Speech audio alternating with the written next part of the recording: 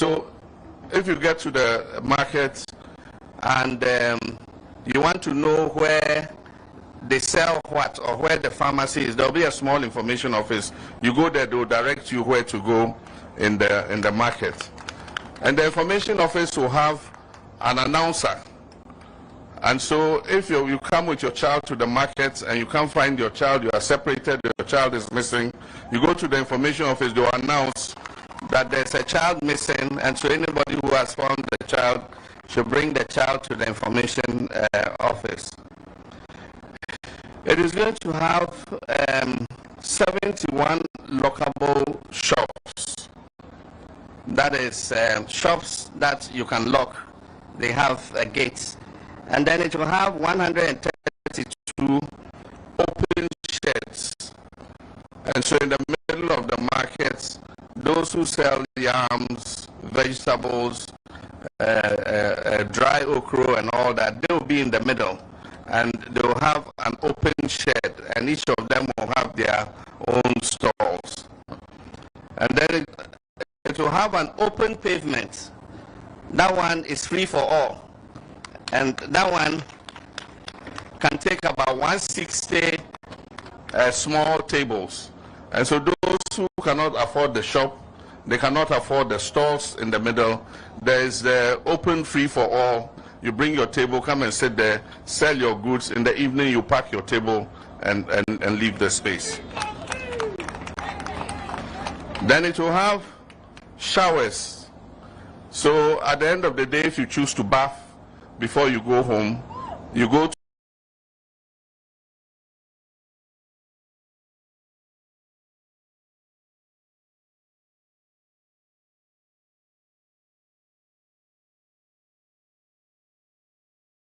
you bath, and then you dress nice to your selling. Then it will have a lorry terminal. So there will be a place where when you bring your produce, the lorry will bring it, and then you can offload there, and then the truck will go away. So there will be a lorry terminal in there. Then there will be another place for commercial vehicles like taxis, trotros, and others. They also have their place where they can load passengers and bring passengers. Then there will be a meat shop, a butcher shop for, I saw Nakwana somewhere. Nakwana, 30 of your Nakwana are going to have a place to sell their meat in the market. But the good thing is, it's not only the meat shop, there will also be a cold store. So if some of your meat is left, you couldn't sell it, you don't need to carry it home. You take it to the cold store, go and keep it there. It will keep it fresh. The next morning, you come and take your meat and you continue selling. Then it will have a crèche, that is daycare center. So our mothers who go to the market with their children, there will be a small school like kindergarten. And so you can take your child and leave your child at the kindergarten. They'll look after the child, and then you go to your shop and go and do your work. Then there will be a women's bank.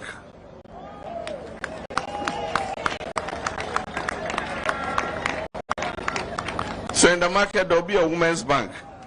So when you sell, instead of carrying the money home or carry it on you, armed robbers might go and meet you and take the money. You just go to the bank and then you go and lodge the money there. Anytime you need your money, you go and you cash your money. It will have a supermarket, like a mall. So there will be a mall in the market. And so anything you want to buy, you can go there and there will be a supermarket. There will be 2 restaurants. One will be a VIP restaurant for Haruna and the VIPs. And the other one will be a lower restaurant where the food is cheaper. And that one, you don't expect air conditioning, and you go and say there will be like a chop bar where you can also eat. So we're catering for all types of people. And then the market will have 12 guest rooms. So it will be like a small hotel, 12 rooms. So if you come and you are not able to go home, you can book the room and sleep in the market. And then the next day you wake up and continue your business.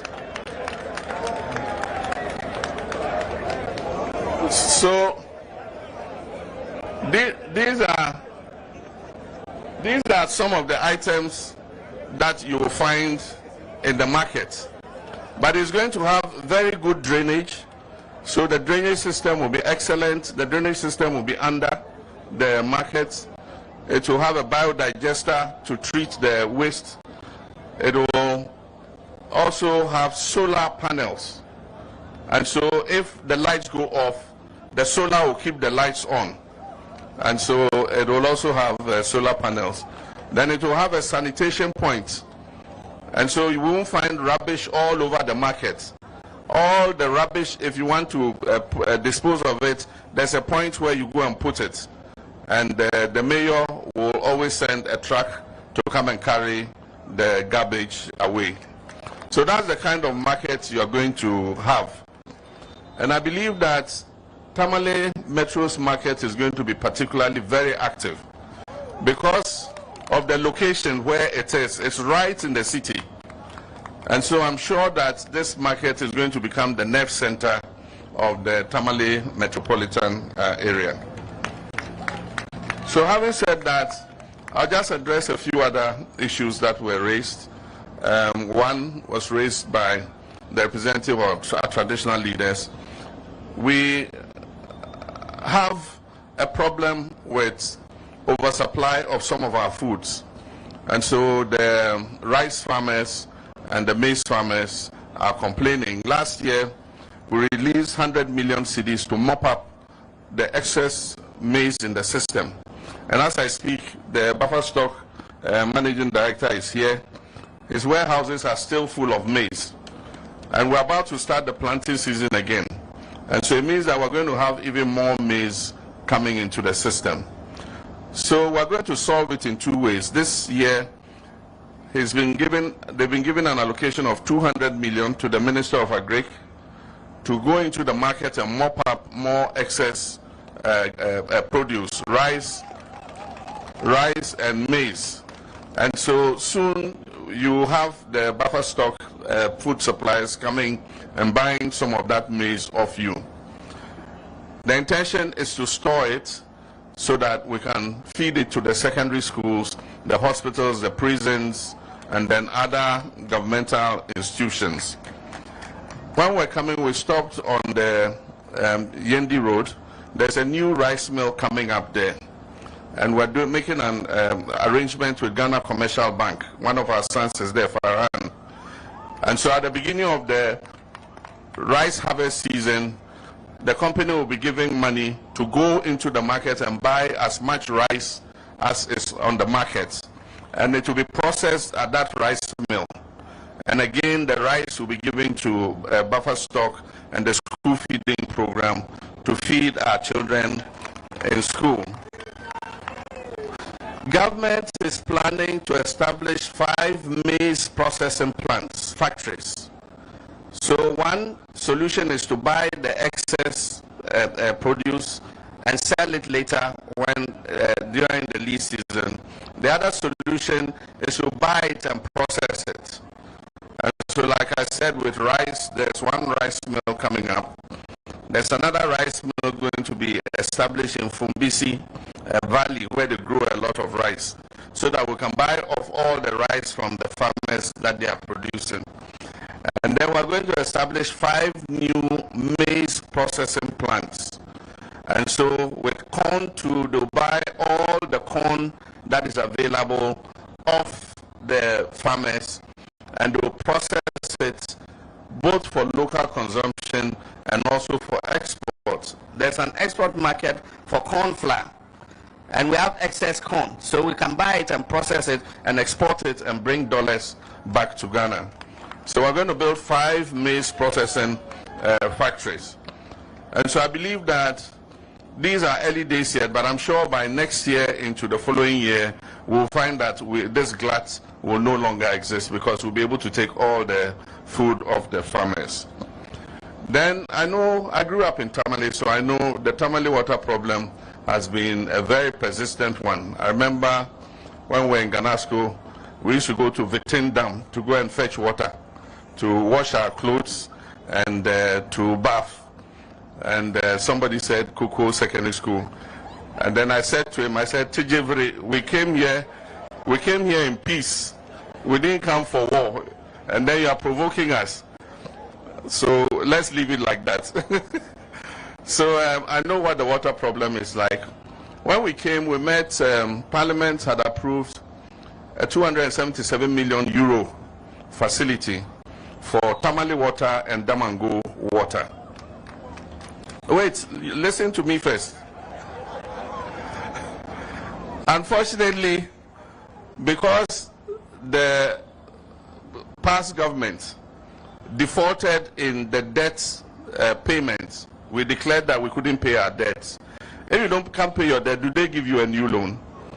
So the EU drew back the loan, and they said they are waiting for the debt restructuring to happen and all that.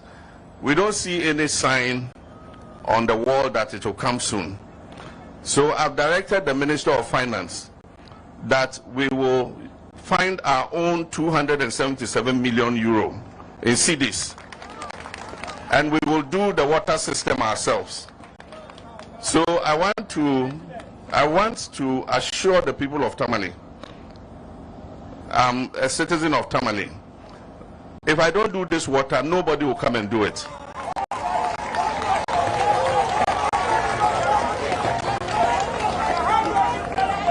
So I can assure you that we are going to fix the Tamale water problem. This new system is going to bring 30 million gallons of water every day to Tamale. While we are about to start the new water system, I've asked them to change the old pumps at Dalong so that we can pump some more water. Some of the pumps are very weak. So very soon you notice an improvement in the water supply, because we're going to put new pumps to replace the old pumps. And then at the same time, we'll be drawing the water from Yape all the way to Tamale South, so that 30 million new gallons of water will be available for Tamale. And I promise you, when the work is about to start, I'll come and we'll call all the chiefs and we'll cut the sword together for the work to begin. Tomorrow, we'll go to the Tamale Hospital to install a machine. They're installing a machine called a cat lab. Tamale has never had it. And so if you had that particular condition, you had to go to Kumasi or to Accra. Today we bought a brand new machine for Tamale. It has to do with your arteries. Those of you who, when you go to buy Mamina's Sam, and then she's stirring the soup, and then you see the oily meat.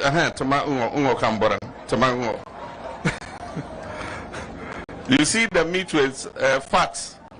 Three people call it sladia. It's not good for your health, though.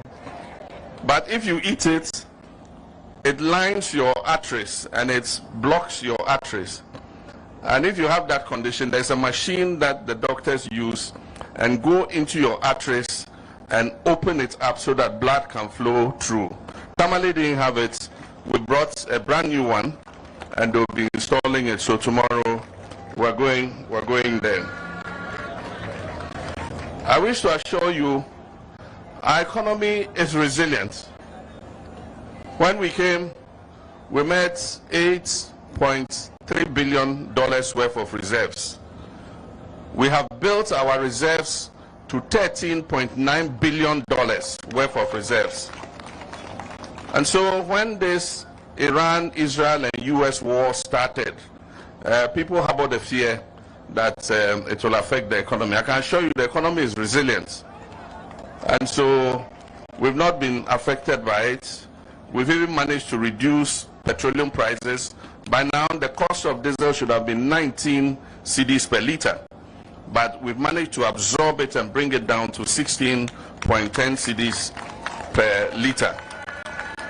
And I'm encouraged that now the peace talks are taking place in Pakistan, and our hope is that they'll resolve the differences and then we can continue to build our economy. But our economy is doing well. We are almost coming out of the IMF program. It will end in May next month. But we still want to keep the fiscal discipline.